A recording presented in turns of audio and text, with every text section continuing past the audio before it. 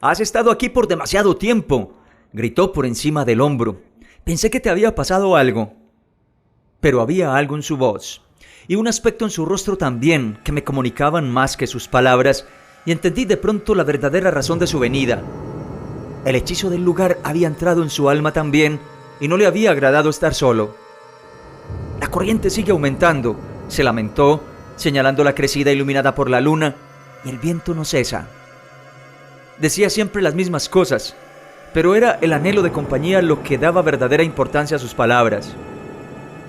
Tenemos suerte, le respondí, que nuestra tienda esté en una cuenca.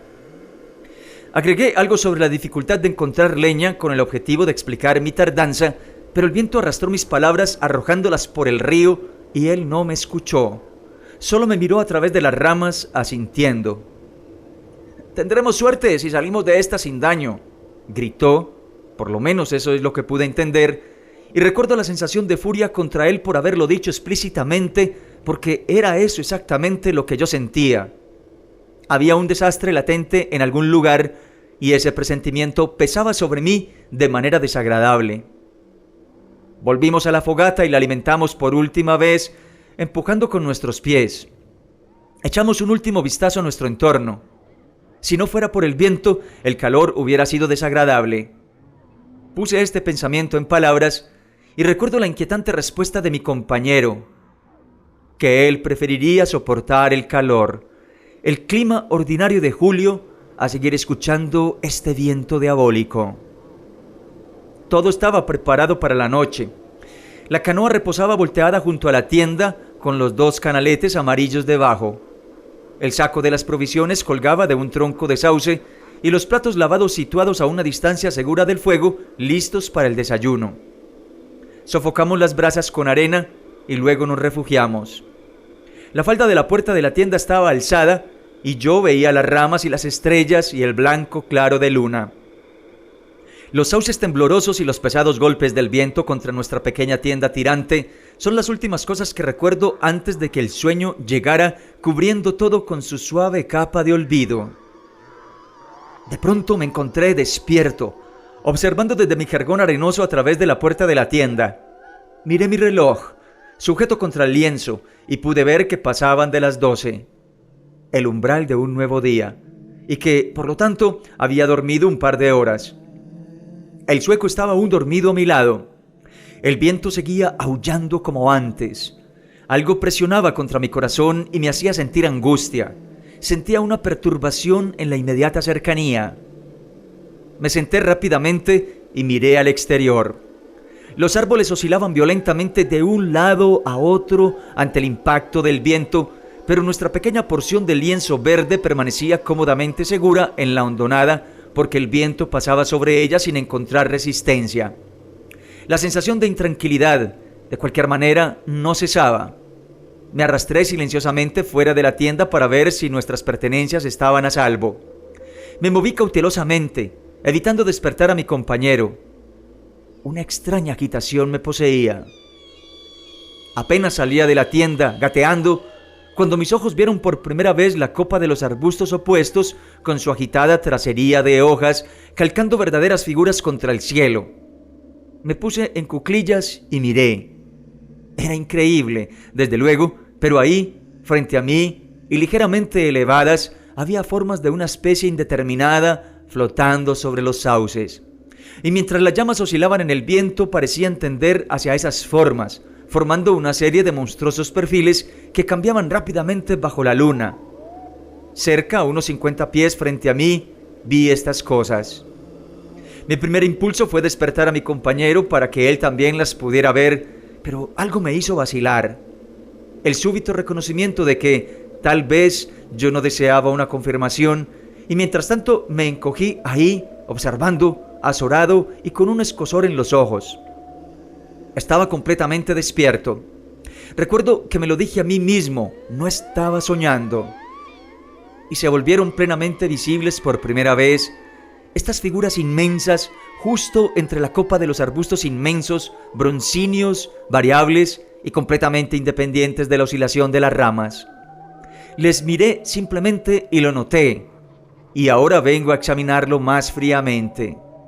Eran mucho más grandes que cualquier humano y, en verdad, algo en su apariencia anunciaba que no eran humanos en lo absoluto. Ciertamente no eran solo la móvil tracería de las ramas contra la luz de la luna. Fluctuaban de manera independiente. Se elevaban en un flujo continuo de la tierra a cielo, desvaneciéndose completamente tan pronto como alcanzaban la oscuridad.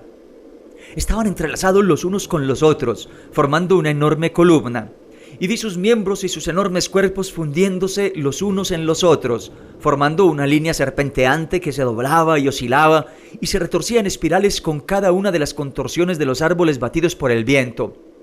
Estaban desnudos, formas fluidas, atravesando los arbustos, casi dentro de las hojas, elevándose en una columna hacia el espacio. Nunca pude ver sus rostros. Incesantemente se derramaban hacia arriba, meciéndose en grandes curvas con un tono apagado bronce sobre su piel. Miré fijamente, tratando de forzar cada átomo de visión en mis ojos. Por un largo rato pensé que desaparecerían en cualquier momento, asimilándose al movimiento de las ramas, demostrando ser una mera ilusión óptica. Busqué desesperadamente una prueba de su realidad, comprendiendo, al mismo tiempo, que las pautas de la realidad habían sido alteradas. Porque entre más miraba, más me convencía de que lo que veía era real y viviente, aunque tal vez no de acuerdo a los criterios de la cámara o la biología. Lejos de sentir miedo, me sentía poseído por una sensación de pasmo y admiración, tales como nunca había sentido. Parecía estar contemplando a la personificación de las fuerzas elementales que habitaban esta región primigenia. Nuestra intrusión había puesto en acción los poderes del lugar. Nosotros éramos la causa de la perturbación y mi cerebro se llenó casi hasta estallar con las historias y leyendas de los espíritus y deidades que habían sido adorados como habitantes de lugares específicos en todas las edades de la historia del mundo. Pero antes de que pudiera llegar a una posible explicación, algo me impulsó a ir más lejos y me arrastré completamente fuera de la tienda, irguiéndome sobre el suelo de arena. La sentí todavía caliente bajo mis pies desnudos.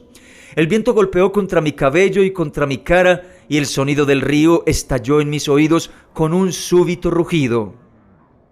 Sabía que estas cosas eran reales y probaban que mis sentidos funcionaban normalmente. Sin embargo, las figuras aún se alzaban desde la tierra hasta el cielo, silenciosas, augustas, en una enorme espiral de gracia y fuerza que me abrumaba completamente con un genuino sentimiento de reverencia. Sentía el deseo de caer de rodillas en adoración, absoluta adoración. Quizás lo hubiera hecho, si hubiera tenido un minuto más, pero una ráfaga de viento golpeó contra mí con tal fuerza que me hizo perder el equilibrio y estuve a punto de tropezar y caer. Pareció sacudir violentamente de mí el sueño. Por lo menos, de alguna manera, me hizo ver todo desde otra perspectiva. Las figuras aún permanecían, aún se elevaban hacia el cielo en el corazón de la noche, pero mi razón al fin comenzó a afirmarse. Debe ser una experiencia subjetiva, argumenté, no por ello menos real, pero aún así subjetiva. La luz de la luna y las ramas se combinaban para trazar estas imágenes en el espejo de mi imaginación, y por alguna razón yo las proyectaba en el exterior y las convertía en impresiones objetivas. Sabía que ese era el caso, con toda seguridad. Me armé de coraje y comencé a avanzar a través de las extensiones abiertas de la arena. Sin embargo, por Job, ¿fue todo esto una alucinación? ¿Fue algo meramente subjetivo?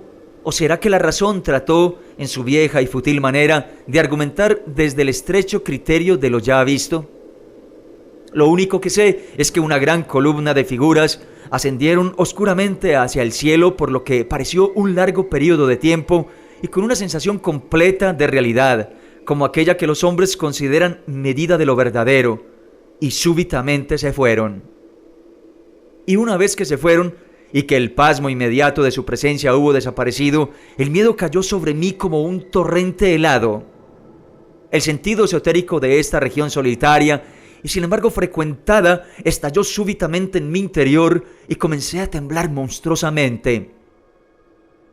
Eché un rápido vistazo alrededor, una mirada de horror que se fue convirtiendo en pánico, calculando inútilmente modos de escapar, y entonces Comprendiendo cuán desamparado estaba, cuán imposibilitado de toda acción efectiva, me arrastré de nuevo hacia la tienda silenciosamente y volví a yacer sobre mi jergón arenoso, bajando antes la cortina de la puerta para apartar la visión de los sauces en la claridad de la luna, y luego enterré mi cabeza bajo las sábanas tan profundo como fuera posible para amortiguar el sonido del viento aterrador. Como para convencerme aún más de que no estaba soñando, recuerdo que pasó mucho tiempo antes de que cayera de nuevo en el sueño, un sueño turbulento e intranquilo. E incluso entonces solo la corteza exterior de mi mente dormía, y debajo había algo que nunca perdió la conciencia del todo, permaneciendo alerta y en vigilia. Esta segunda vez fue con un genuino espasmo de temor que salté de nuevo a la conciencia. No era ni el viento ni el río lo que me habían despertado, sino la lenta aproximación de algo que fue obligando a la porción durmiente en mí a encogerse cada vez más hasta que al final se desvaneció completamente y me encontré a mí mismo sentado con la espalda rígida y erguida, escuchando. Afuera había un sonido como de una multitud de pasos, ligeros como gotas. Habían estado aproximándose, estaba consciente de ello, y se habían tornado por primera vez audibles durante mi sueño. Estaba ahí sentado nerviosamente, completamente despierto, y había como un peso enorme sobre la superficie de mi cuerpo. A pesar del calor de la noche, me sentía frío y húmedo como un molusco y temblaba. Claramente, algo estaba presionando contra los lados de la tienda con una presión constante, sopesándola desde afuera. Era el cuerpo del viento, era la percusión de la lluvia, el goteo de las hojas, el relente del río arrastrado por el viento y condensado en grandes gotas. Pensé rápidamente en una docena de posibilidades. Entonces, la explicación vino a mi mente de pronto. Una rama de álamo, el único árbol grande de la isla, había caído con el viento.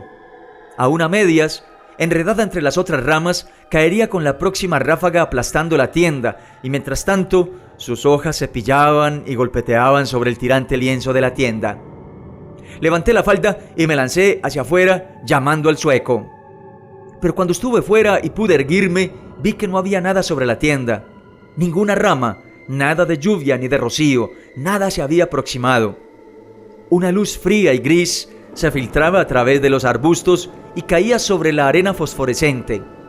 Las estrellas aún se amontonaban en el cielo directamente sobre nosotros y el viento aullaba imponente, pero la fogata ya no arrojaba ningún brillo. Y vi el oriente agrietándose en estrías rojizas a través de los árboles.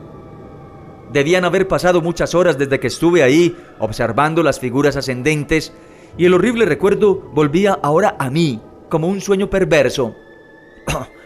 Cuán cansado me hizo sentir ese viento incesante y rabioso. Y sin embargo, a pesar de que había en mí la profunda lasitud de una noche sin sueño, mis nervios estaban estremecidos con la actividad de una aprensión igualmente incansable, y toda idea de reposo estaba fuera de cuestión. La corriente del río había aumentado aún más. Su estruendo llenaba el aire, y un fino rocío se hacía sentir a través de mi delgada camisa de dormir. Con todo, por ningún lado podía ver yo un motivo de alarma.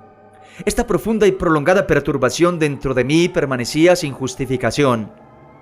Mi compañero no se había movido cuando le llamé y no había necesidad de despertarle ahora. Miré en torno cuidadosamente, tomando nota de todo, la canoa volteada, los canaletes amarillos, 2 de ellos estoy seguro, el saco de las provisiones y la linterna extra colgando junto del árbol y apiñados por todos lados en torno a nosotros, rodeándolo todo, los sauces, aquellos sauces interminables y temblorosos. Un ave pronunció su canto matutino y una línea de patos pasaron graznando en el crepúsculo. La arena se arremolinó, punzante y seca, sobre mis pies desnudos en el viento. Caminé alrededor de la tienda y luego penetré un poco en los arbustos, de tal manera que pudiera ver más allá del río hacia el paisaje más alejado, y la misma sensación de profunda e indefinida perturbación se apoderó de mí nuevamente al ver el interminable mar de sauces extendiéndose hasta el horizonte, luciendo fantasmagóricos e irreales en la pálida luz del amanecer. Caminé cautelosamente aquí y allá, aún intrigado por aquel extraño sonido como de innumerables pasos y por aquella presión sobre la tienda que me había despertado. Debe haber sido el viento, reflexioné. El viento desgajando los trozos sueltos de la arena caliente, arrastrando las partículas secas contra el lienzo rígido, cayendo pesadamente sobre el frágil techo. Y sin embargo, mi nerviosidad y mi malestar aumentaban a cada momento. Caminé hasta la ribera más lejana y noté cómo su contorno se había alterado durante la noche y la ingente cantidad de arena que el río había desgarrado. Mojé mis manos y mis pies en el agua fresca y lavé mi frente. Había ya un brillo de aurora en el cielo y la exquisita frescura del nuevo día. En el camino de regreso pasé intencionalmente debajo de los mismos arbustos donde había visto las figuras elevarse en el aire y, a medio camino de la arboleda, me sentí súbitamente abrumado por una vasta sensación de terror. Desde las sombras, una figura inmensa avanzó rauda. Alguien pasó a mi lado, estoy completamente seguro. Fue un gran impacto del viento lo que me ayudó a seguir adelante, y al volver a espacio abierto, la sensación de terror disminuyó extrañamente. Los vientos estaban en las cercanías y caminaban. Recuerdo haber pensado en eso, porque los vientos a menudo se mueven como enormes presencias entre los árboles.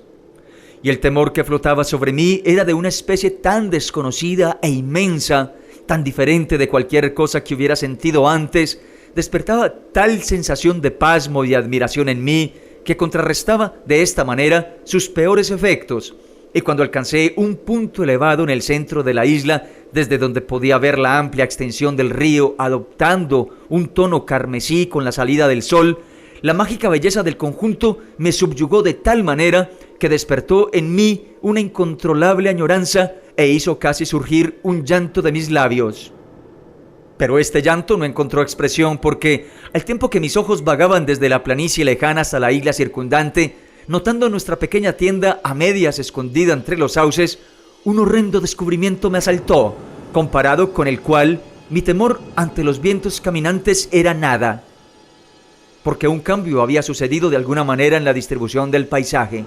No era que mi posición estratégica me diera una nueva perspectiva, sino que una alteración había sido aparentemente efectuada en la situación de la tienda con respecto a los sauces y de los sauces con respecto a la tienda.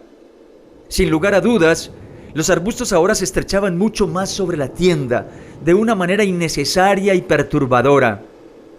Habían avanzado más, arrastrándose con pasos silenciosos sobre la arena cambiante, acercándose imperceptiblemente mediante movimientos suaves y pausados. Los sauces se habían estrechado hacia nosotros durante la noche. Pero, ¿habían sido movidos por el viento o se habían movido por sí mismos? Recordé aquel sonido como de pequeños e infinitos golpeteos y la presión sobre la tienda y sobre mi propio corazón que me había hecho despertar con espanto. Me mecí en el viento por un instante, como un árbol, encontrando dificultad para mantenerme erguido sobre el montículo de arena. Había aquí un indicio de acción personal, de intención deliberada, de agresiva hostilidad, y esto me aterrorizaba y tensaba mis músculos hasta la rigidez. La reacción vino rápidamente. La idea era tan extraña, tan absurda, que me sentí inclinado a reír. Pero la risa no vino más rápidamente que el llanto, porque el saber que mi mente estaba expuesta a imaginaciones tan peligrosas me trajo el terror adicional de que el ataque vendría y estaba viniendo a través de nuestras mentes y no a través de nuestros cuerpos físicos. El viento me arrojaba golpeándome y, muy rápidamente al parecer, el sol se alzó en el horizonte, porque pasaban las 4 y yo debía haber permanecido en aquel pequeño pináculo de arena por más tiempo del que pensé, temeroso de bajar y unirme a los sauces. Regresé en silencio y cautelosamente a la tienda, primero echando otro vistazo exhaustivo a los alrededores y, sí, lo confieso, estimando un poco las distancias. Medí con mis pasos, sobre la arena tibia, las distancias entre los sauces y la tienda, tomando nota especialmente de los sauces más cercanos. Me arrastré con sigilo sobre mis frazadas. Mi compañero, según toda apariencia, estaba aún profundamente dormido y me alegraba que así fuera. dado que mis impresiones no habían sido corroboradas. Podía encontrar, de algún modo, fuerzas para negarlas. Con la luz del día me podría persuadir de que todo había sido una alucinación subjetiva, una fantasía de la noche, una proyección de mi imaginación excitada. Nada más vino a perturbarme y me quedé dormido casi al instante, completamente exhausto. Y sin embargo, aún temeroso de escuchar de nuevo aquel extraño sonido de pequeños pasos o de sentir aquella presión en mi pecho que me había hecho difícil la respiración. El sol estaba alto en los cielos cuando mi compañero me despertó de un pesado sueño y me anunció que las gachas estaban listas y que apenas había tiempo para bañarse. El agradable olor del tocino crujiente entró por la puerta de la tienda. «El río sigue aumentando», dijo, «y muchas islas del centro han desaparecido completamente. Nuestra propia isla es mucho más pequeña». «¿Todavía hay madera?», pregunté, soñoliento.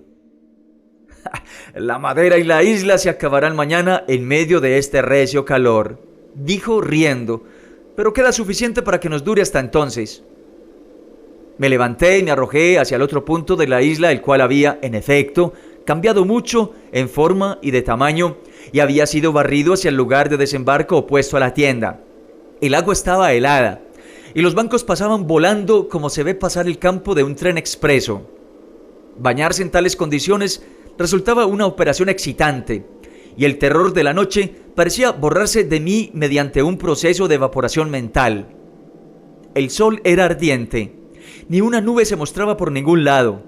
El viento, sin embargo, no había disminuido ni un ápice. Súbitamente, el sentido implicado por las palabras del sueco destelló en mi mente, mostrándome que él había cambiado de opinión y ya no deseaba partir inmediatamente.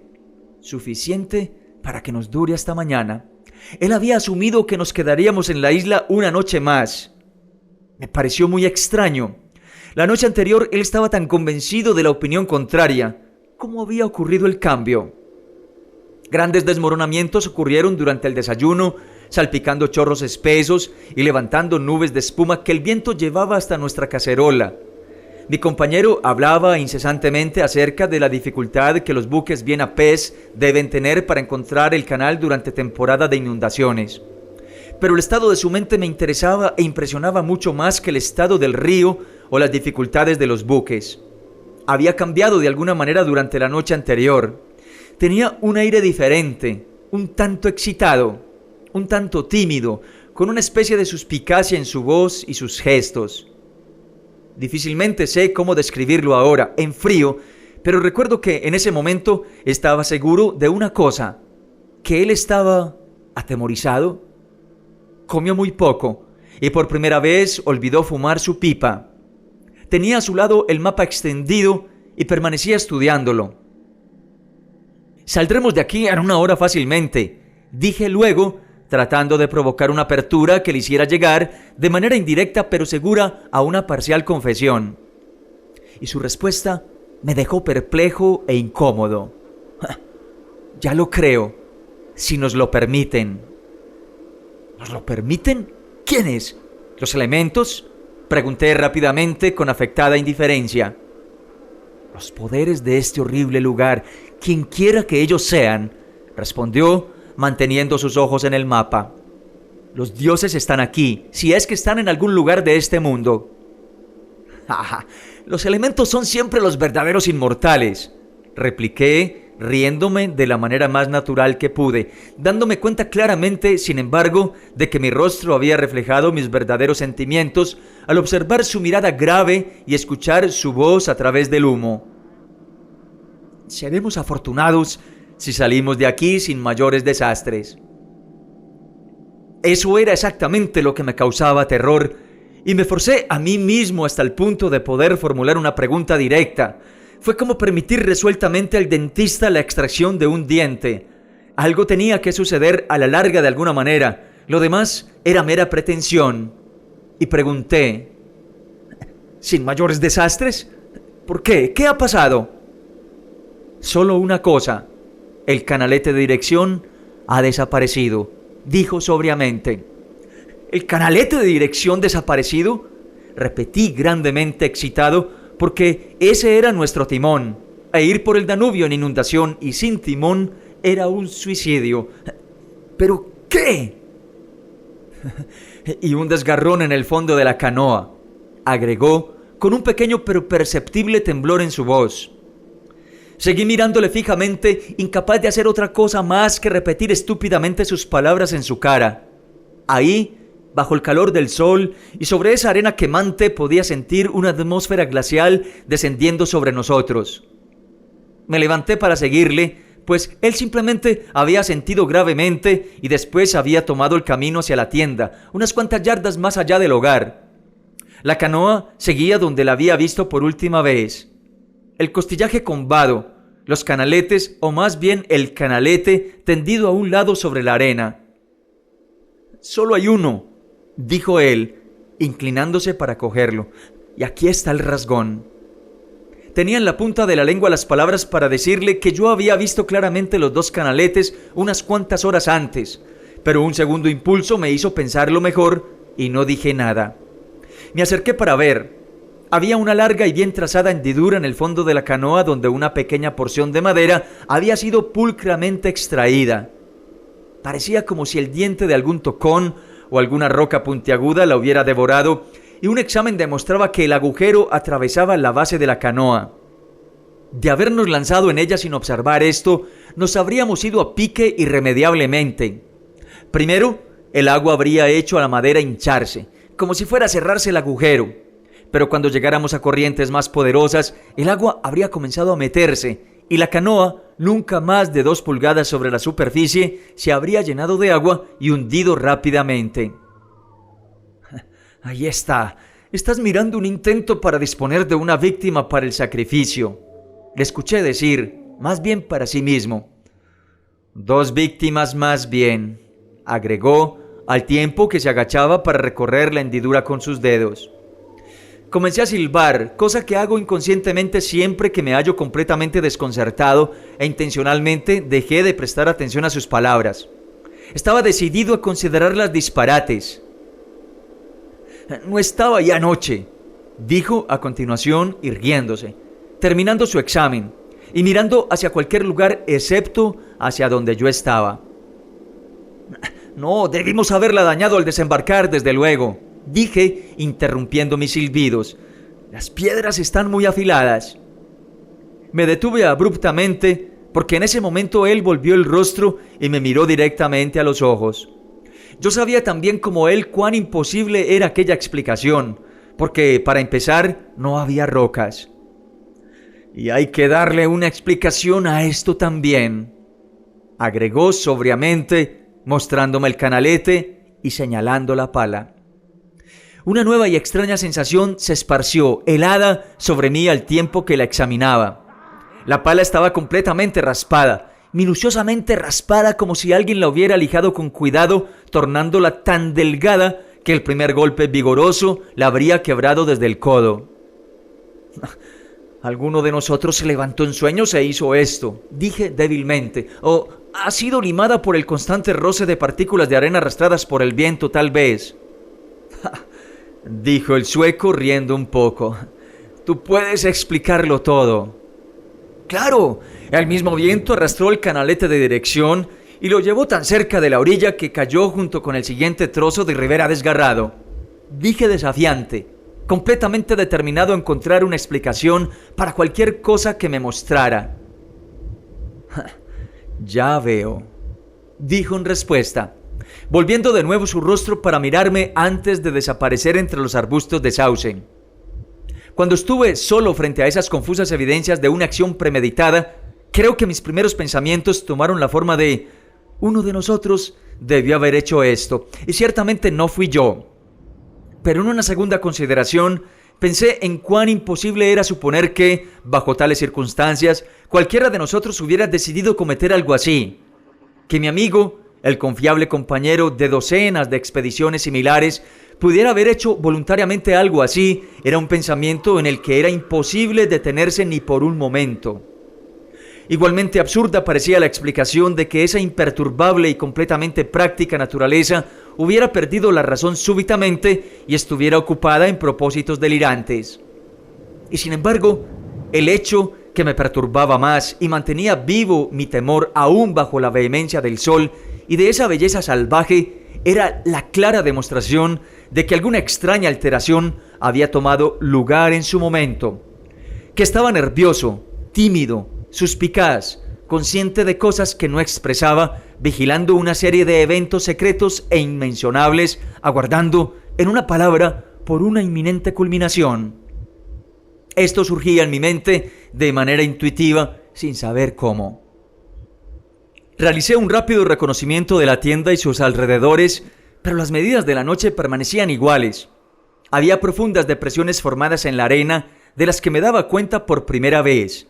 Depresiones en forma de cuenco y de diversas profundidades y tamaños, variando desde el de una taza de té hasta el de un gran tazón.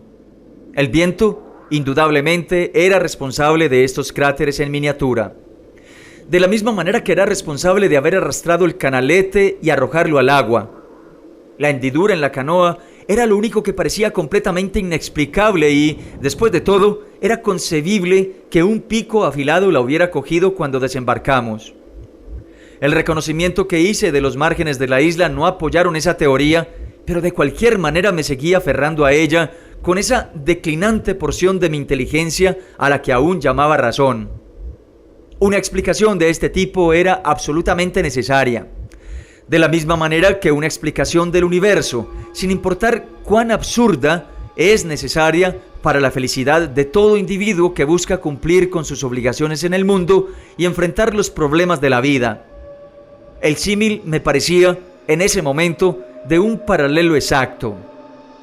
Puse la brea a calentar, y enseguida el sueco se unió al trabajo.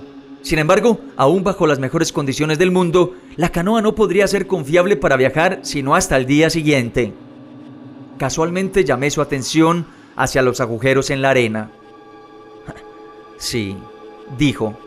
Ya sé, están por todos lados, pero sin duda tú puedes explicarlos. El viento, desde luego, respondí sin titubear. ¿Has visto alguna vez en la calle esos pequeños remolinos que se giran y se retuercen en círculos? Esta arena está lo suficientemente suelta para ceder, eso es todo. Él no respondió. Trabajamos en silencio por un rato. Yo le miraba subrepticiamente todo el tiempo y tenía la sensación de que él también lo estaba haciendo. Él parecía, también, estar siempre escuchando atentamente algo que yo no podía oír, o tal vez esperando oír algo, porque frecuentemente volteaba hacia los arbustos, mirándolos fijamente y hacia el cielo y hacia las porciones de agua que eran visibles a través de los sauces. Algunas veces llegaba a poner su mano en forma ahuecada en su oreja, manteniéndola ahí durante muchos minutos. Y mientras tanto, al tiempo en que él arreglaba esa canoa con la habilidad y destreza de un piel roja, yo estaba contento de notar su concentración en el trabajo, porque había un vago temor en mi corazón de que él hablara sobre el cambio en los sauces. Y si llegaba a notarlo, mi imaginación no podría encontrar una explicación satisfactoria al respecto.